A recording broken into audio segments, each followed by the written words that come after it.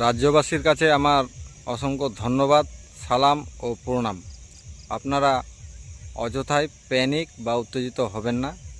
SIR হচ্ছে, এসআইআরের কাজ করবে, আমরা আমাদের কাজ করব।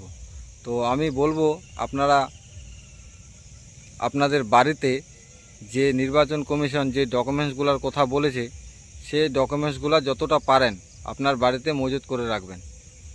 যখন বিএলও সাহেবরা আপনার বাড়িতে আসবে, ফর্ম নিয়ে আসবে, তখন সেই ডকুমেন্টসগুলো আপনি বিএলও সাহেবকে শো করাবেন। রাজ্যবাসীর কাছে আমার একটা বিশেষ অনুরোধ যে এসআইআরের কারণে আপনারা কোনো রকমের ভুল ডিসিশন নেবেন না।